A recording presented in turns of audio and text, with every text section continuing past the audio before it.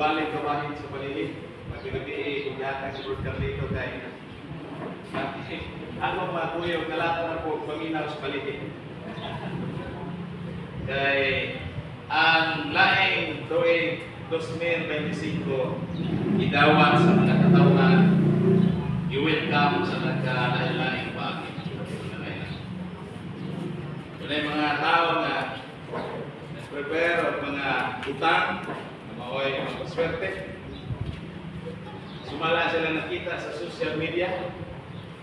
Pero dito na po sa social media nakita hindi kayo tumayo. Prepare o sino pang isda. Hindi ng manok. Kaya manok. Ilupad at swerte. Yata ang prepare o sino pang isda. Kaya mga maayo ni gikan sa dagat kay masig malumos sa niya swerte. Prepare spaghetti o macaroni. Ay kay at least dili prutas kaskas. Kumulang kayo ba ng pagpaswerte. Social media lang ginaman, dito rin pwede. Mayo ang macaroni, putol-putol ang swerte. So, idawat sa mga nagkanilaing pagi, pero dili katuhan sa mga sa Biblia, dahil kay ang panalangin, ikuptan sa Diyos, ng Diyos sa mga ibaloni. Nanining kabuntagan na iso. Atong tanaw ng mga pipila ka punto sa mga bahandi nga kinahanglan igumon sa tao. Atong tunaan nining kabuntagon, padayon ta sa atong leksyon mingso. Nakabalo pila ka tuig na ni Muhammad na ito ang magtuon sa libro ng Matthew. Yata sa libro ni Matthew, nata sa kapitulo 6. Nining gayon ang mingso. Atong tanaw ang posible na mga inunta sa mga termino pa sa mga kabataan mo ng karon, New Year's resolution. Karon na panahon patod pa sa uban. Panahon sa ano? Pita. Mga ginseng. Kita na karon sa mo din natin pinakita sa kita o Generation X. Okay. Well, itong tanaw ang pipila ka punto sa Biblia. Kaya doon ay mga tao na doon na sila yung paglang tao sa ilang kaugaling. So magagandang ngayon ang katawhan doon na yung mga damgo sa kaugaling mo.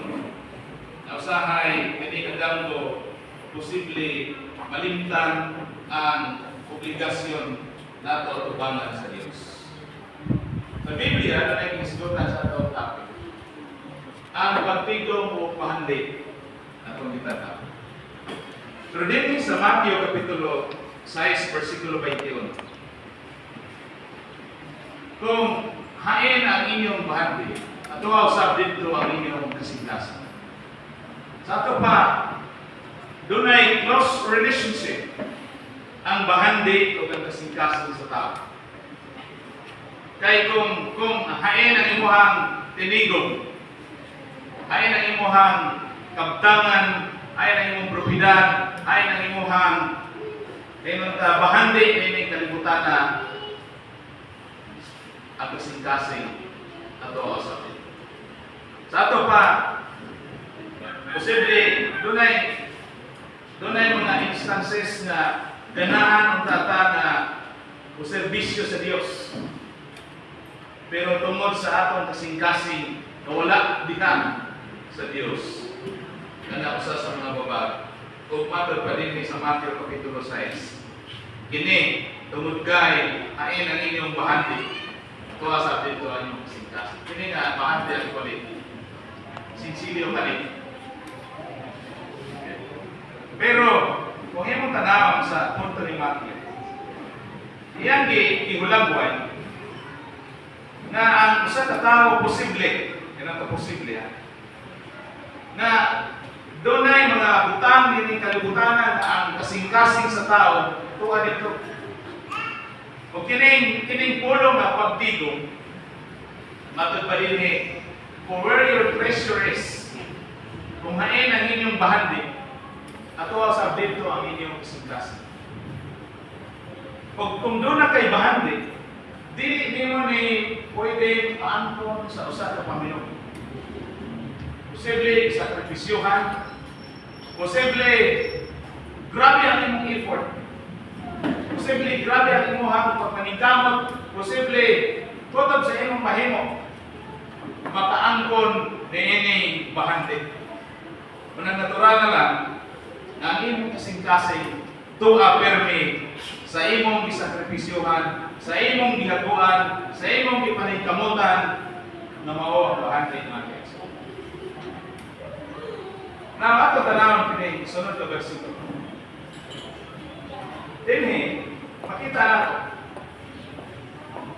ang usa ka pangutana gusto may pinakanindot na bahante na ato i-priority karong tuiga isgota 2021. Isa ako na ingon magandang daghan ng mga New Year's resolution sa katawhan karon. Pero wag yoy naghisgot o kung sa kahay maayo na ako i-invest para sa Ginoo. Saganan bitahon na nato ato ang kung anak sa kanang matiglo ko ito. Bitahon na nato kuan allowance kada adlaw inabot ang lain kay mo na ni kinaganon. Posible magsakripisyo siya sa ikong tao, sa snacks na posible tanan mo para makatigong. So muna inasto na kung magtigong. Posible nasa ito ang nauna na sacrifice. Posible doon na tayo mga paningkamot. Pero ang question, kung sa kahay pinakanindo ang mga bahande na niiniga pwede natong tigumon sa ito ang pagkalit. Di ba magtigong tagod? May mga tao sa koleksyon, may tao palit sa mga bullshit, may tao sa mga giveaway, may na ba? Koleksyon, tigong. Pwede kwarta. Pero ang sumpay na versikulo, muatras na sa versikulo 19, doon na i-exorte si Kristo. Mahita mo din, dili ka mo magtigong, alam kaninyo, bandi sa yuta. Din doon ay bukbok, doon ay taya, bukbok, huwag taya na magkahurot niya. Kanila, kung diin ang mga kawatan, magagawa sa pagpanawat. So, punto may iso. Ang kwarta, ikinahanglan na. Kwarta, ikinahanglan na ito physically. Ang physical, may nanginahanglan na ba? Ang kwarta, pagkatabang na ito. Physically. Tanan, nini, ang kwarta, makasulbad sa problema, ang kwarta, makaluwas na ng hospital ka. Hindi ka madala sa hospital ngayon, kaya kwarta. Posible magkanta, nabay kwarta. Buki, posible makaluwas sa kwarta physically, posible makatabang ang kwarta sa problema, makasulbad physically. Pero, ang pangutana mga kaigsunan, pero spiritually, daily priority. Para ni Kristo sa versikulo 19. Mag-hisgot na tanan na ang kalipay nasa kwarta. Magtihayon kita ko ay kwarta. Number 1 na awayan sa magtihayon. Base sa survey sa mga eksperto, kwarta. Pero manay kwarta, pagkalami, kayong tinagdanay, magtihayon, manay kwarta. Pero walay kwarta sa ito, manang gahong sa kwarta. Simple ang kwarta. Tanang gusto, umnay kwarta. Pero walay kwarta, puto na sa gusto. Di mahimo, walay kwarta. Pero para ni Kristo sa punto sa versikulo 19, pero spiritually speaking, ang bahandi, dili priority kung maghisgot ta o espirituhan mo ta. Hisgot ta physical mo ta, mahulog kung mo i-priority. Naman kay, ano dahil mo trabaho ta? Isa ang pagtrabaho dito. So mahulog na priority ang kwarta, physically, o nabiyaan ang espirituhanon nagbahin ngayon o ay pinaka-importante mato ni Kristo. Eh makunsa man kung panalitan ng kanaka mato pa niya tigong ka mga kwarta, tayawan mo na. Hindi na tayawan nun kay ito na mas bangko niya, papel. Pero di ay kawatan, posible. Sa ato pa, wala yung assurance, wala yung kasiguruhan, pero gikinahanglan niya mo. Wala tayo ngayon na dili kinahanglan siya physically but spiritually. Dili siya mo ay priority. Kaya nga naman sa versikulo 20, atong tanawan, ang verse 20, mutan pa naman. Tungod kay, tigong kamuhinoon, alang kaninyo, bahandig sa langit. Inulay bukbok, kung taya na magkaharot kanina. O di inulay na kawatan na magkaguba, kung wala pangawat. Sa ito pa, ang langit nun na bahandig. Langit nun na bahandig ang priority sa tibok kinabuhi sa tao. Kung iyong tanaw, aside sa physical, ikinahanglan mo ito siya, pero wala siya ay kasiguruhan. Wala assurance. Kadaghan nga tao na nagkwartahan, pero wala kasiguruhan. Pero ang tambag sa versikulo 20, ang langit nun na bahandig, langit nun na buluhaton, kini siya mao'y priority sa tao. Sa ato pa, kinahanglan tayo balanse ni ining tuiga karon may iso. Kinahanglan mabalanse nato dinhi kapita. Kung saan nato nga dili ta makulangan ini. Kaya posible man moawas sa ato ang bahandi physically. Pero base ng dunay nabiyaan ng mga butang sa espirituhanong bagay. Kaya usahay ang atong pangandoy sa kinabuhi, di man ta matagbaw. O kung di ta matagbaw, mawala ang espirituhanon na prioridad sa kinabuhi, focus ta sa mga butang at ihisgotan sa versikulo 19. Pero sa versikulo 20, yung ihisgotan, kung kanang mga butang na nakamanggaling, so sa katao, kanang siya, gidugang na siya. Atong maagyan na ito. Atong tanawan may iso. Ang mga butang kung bulutan na mga langit nun ng mga bahandi, punta i-priority sa tao. Pero ang question, saan pagtigong? Ang tubal kaya sa Pikas, kiling ang mga versikulo, during naghan ng versikulo, pero gihatagan na ito, pipila ka versikulo, pagtubal, saan man ako pagtigong ang mga bahandi na langit nun? Na maayo, gihatagan ng punta. Sa iyon ra. Sa Isaias, ang unang versikulo sa taas, giskutan dito sa writer, kung umabot ang kaligon sa imong mga panahon, matod pa sa writer, sa propeta. Kadagaya sa kaluwasan, kaalam o kahibalo, ang pagkahadlok ang Diyuba, mawa imong bahandi. So ang bahandi na espirituhanon, number 1, ang pagkahadlok sa Diyos. Dato pa, di mo imposibleng mabiyaan ang trabaho sa Ginoo. Imposibleng mabiyaan ang adlaw Domingo kung dunay pagkahadlok sa Diyos ang Panginoon. O kana ba number 1 na bahandi na pwede na itong i-invest dito sa langit. Pag-abot sa verse 21 sa Matthew, sa chapter 19, yan gihisgutan sa writer, ang usa ka tawo nga arugante kayo na gusto siya masaka sa langit din siya. Samay akong himuon, master. Aron makasulod dito sa gilang. Ito, isultihan ni Kristo, magtumad ka sa mga subuan. Hindi ka magpatay, hindi ka mangawat. Tanan, hindi siya. Akong gituman na tanan. Sa pagilain. About sa verse 21, ingon si Kristo, kung buot kang na mahigpit, sa ato pa, kung gusto kang mahimong perfect, sa English perfectly, if you want to become a perfect person, lumakaw ka, kung ibaligyan mo ang imong kahinsan, kung ihatag mo sa mga tapos, ugmay, bahandik ka sa langit. O kung rin ka, sumunod ka na. So, not necessarily nga ipabaligya yun din pero nang pumunta na sa kusog kilain, Kaya ang gusto ni Kristo, ang pagsunod naman ng taniya.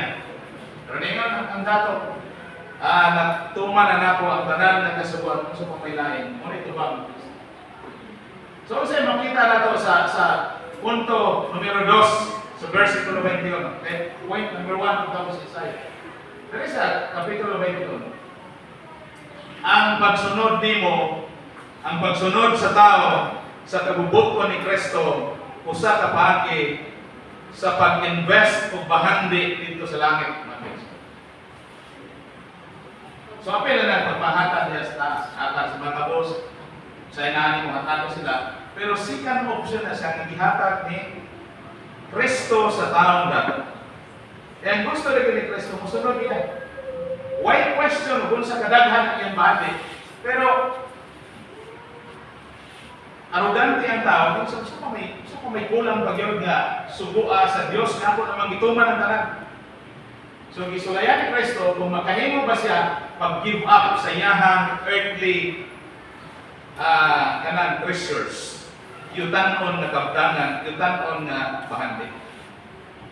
Sa ito pag ikumpararan ang versikulo 21, haing bugak para sa tao, ang yutanon ng mga propiedad, yutanon ng mga bahandi, kumparar sa pagsunod ni Kristo na may usa sa mga investment dito sa langit. Ang tao na ito wala makahimo niya. Nasa Lucas Kapitulo 2, versikulo 33. Ang sulti sa writer si Dr. Lucas, ibaligyan ninyo ang anatag ninyo. Maghatag kamo og limos. Magbuhat kamo alang kaninyo mga puntil na walay pagkadaan. Usa ka bahandi sa mga langit na dili madunot. Walay kawatan nga makaadukol bisan bukbok na makapurpot. So, dito sa Lucas, ang nakanindot para ni Kristo, kung doon ay relasyon ng tao dito sa Diyos, tungod kay walay kawatan na makakuha niya na, walay bisan kinsa na makakuha niya na, o kining mga butana, mga buluhatona, mao'y buluhaton sa taong gusto, e nung nag-invest o bahandi, nagtigaw o bahandi sa langit. So, nining tuiga mga Kristo. Ang buluhaton na langit nun, may prioridad aron makatigom o bahandi dito sa langit. Ang punto, gikan sa Isaias, abot din ni Lucas mga Kristo. Sa ito pa, kining mga butana, usa sa mga butana atong hinuktukan, meaning tuiga karon. Nadunay mga additional na mga personal development. And ang personal development, kung saan na ito tarong ng atong kaugalingon. Kung saan na ito pag-develop ang kaugalingon personal na kahimtang sa usa ka Kristohano. Number 1, we need a new heart. Sa ito pa, dili ta makahimo pag-invest, dili ta makahimo pagtigom o bahandi sa langit kung dili bag-o ang atoan kasingkasan. Kasi buot pasabot sa bag-o. Bag-o o panglantaw sa atong kasingkasan. To desire the things of heaven, when it transform heart that values Jesus more than an abundance of wealth and possessions. So doon na tayo tinguha sa mga butang na langit mo. Kinahanglan na ma-transform ang atong kasing-kasing. Pinagi sa paghatag o bili ni Kristo. Labaw sa mga butang o sa posisyon sa mga butang na naantulan. Yan ang kinahanglan na ito. Kikinig Jeremias Kapitulo 17, versikulo 9. The heart of man is deceitful above all things. Sa ito pa, ang kasing-kasing sa tao malibong. Kung natong kasing-kasing ay ito ang una-unahon, posible malibungan ta. Kaya ang atong kasing-kasing mo manin makatagbaw. Ano yung din kung atong tanaw, ibutang ninyo ang inyong una-una sa mga butang na tuwa sa nato sa itaas. dili sa mga butang nga niya sa yuta. Motong ingon niya kanina dito sa Matthew, ayon tong inyohan treasures, ayon tong inyohan bahandi, ito ang inyong kasing-kasing. Pero kung ang imong una mo ang bulaton sa Ginoo, ang imong kasing-kasing ito ako dito. So kini mo ni mga personal development nga atong ikinahanglan, atong i-transform ang atong panghuna-huna, ang atong pagbati. Then ikaduha nga i-suggest sa mga scholars kining pagkinabuhi o usa ka simple nga kinabuhi ining kalibutan. Atong tanaw ikaduha nga bati. Live a simple life. Nga naman, kining treasures, kining mga kabdanan, o ni makapanindot sa tuwang kinabuhi. Makapanindot sa tuwang lifestyle.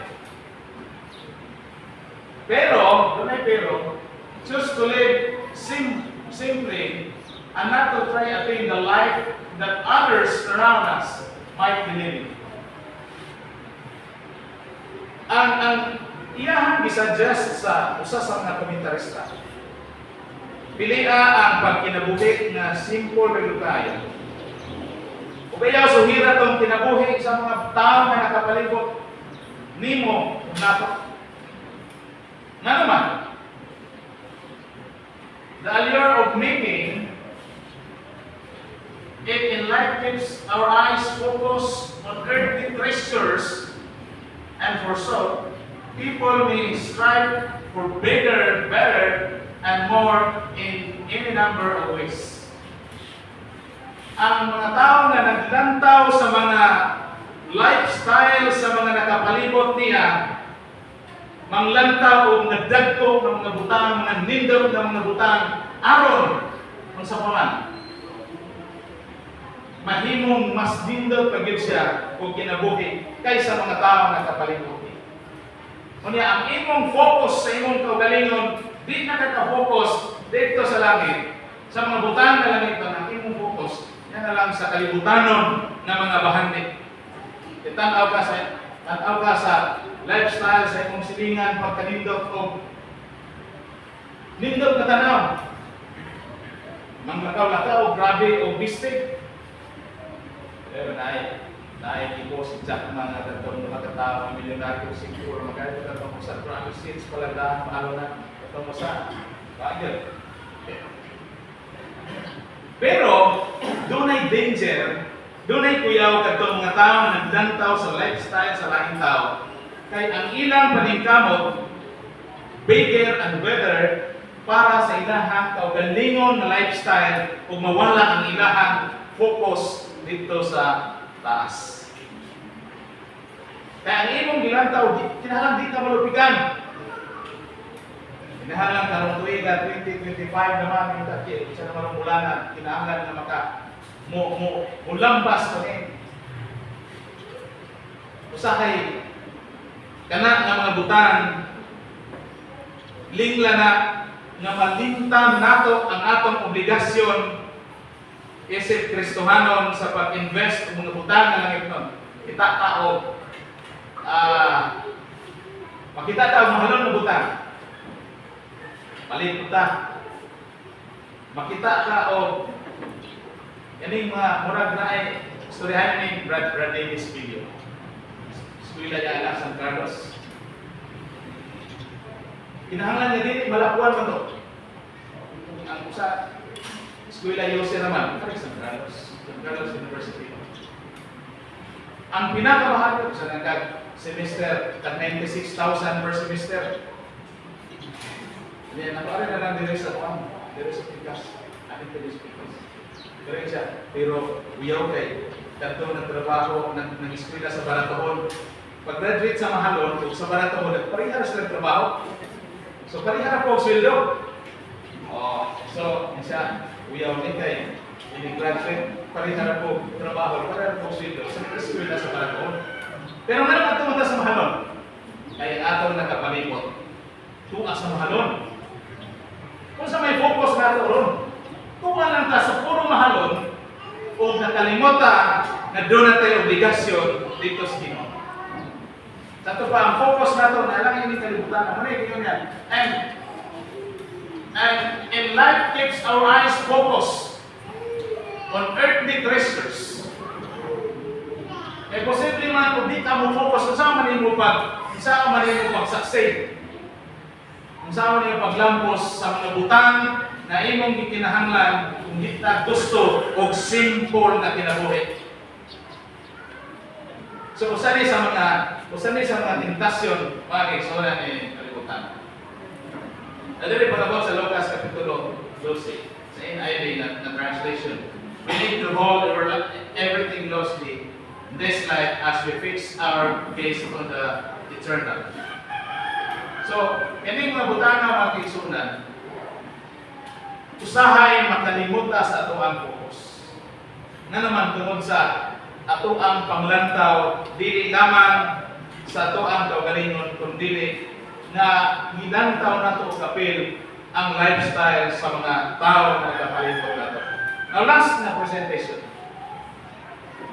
Seek the kingdom of God first. Kung sa'yo po pasabot ini, seek first the kingdom of God. Seeking first the kingdom of God means making Him the focal or center point of our lives. Involves aligning our desires, decisions, and actions with His will and His purpose. Sa ato pa, kanina yung sige memorize, seek first the kingdom of God and His righteousness.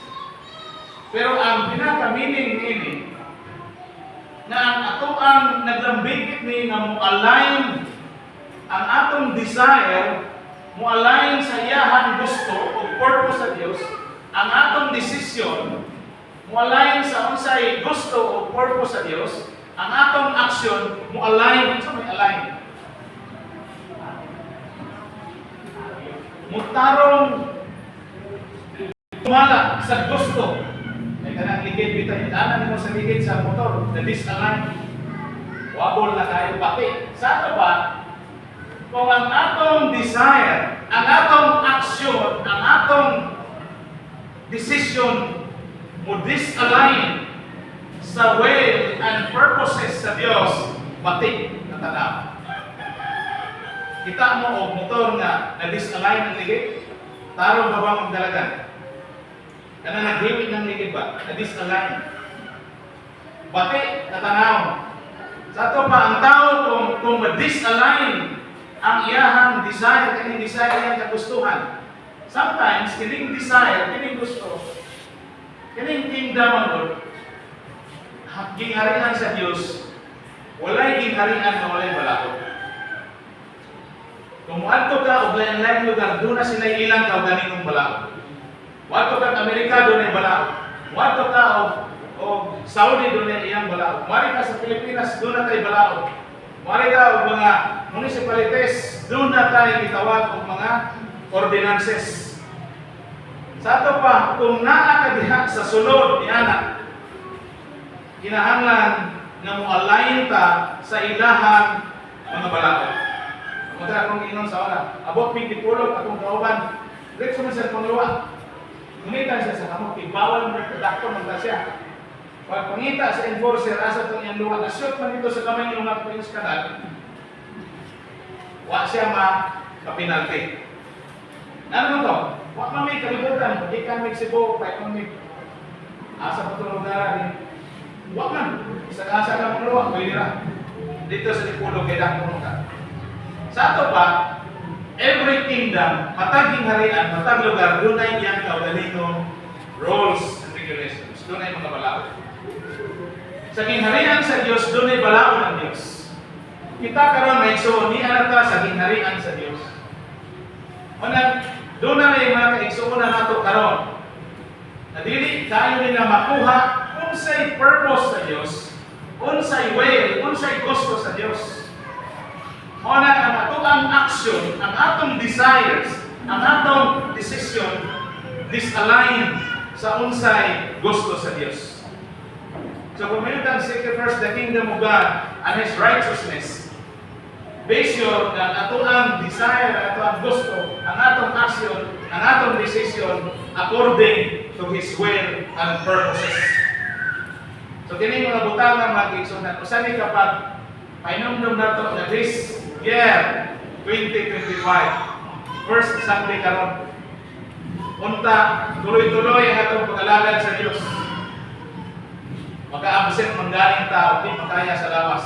Pero kung kaya sa atong lawas, ato i-invest para sa pagpangita unsay gusto sa Dios, unsay purpose sa Dios para sa atong kinabuhi, atong himuon aron kining pagiha paagi nga makatigumta ug bahandi dito sa langit may munta.